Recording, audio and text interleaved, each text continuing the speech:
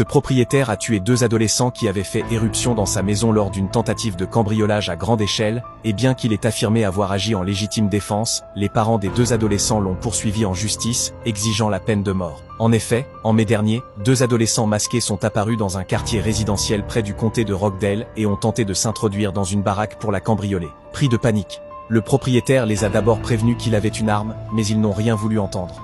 Le propriétaire a donc tiré et les a touchés. Lorsque la police est arrivée sur les lieux, l'un des adolescents était déjà décédé, et l'autre a succombé à ses blessures à l'hôpital. Les familles des victimes ont confirmé qu'il s'agissait de 2 frères âgés respectivement de 15 et 16 ans. Peu après, les parents des 2 adolescents ont réclamé justice et ont porté plainte contre le propriétaire pour homicide volontaire. Cependant, plusieurs témoins présents en ce moment ont confirmé que les adolescents portaient des masques et étaient armés lorsqu'ils ont tenté de pénétrer dans la maison.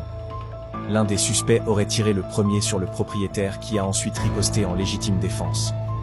Finalement, le procureur a conclu, sur la base des faits et conformément à la loi Stand Your Ground, que les actes du propriétaire relevaient de la légitime défense. Pensez-vous qu'il s'agissait vraiment de légitime défense? Qu'auriez-vous fait à la place du propriétaire? Mettez vos avis dans les commentaires.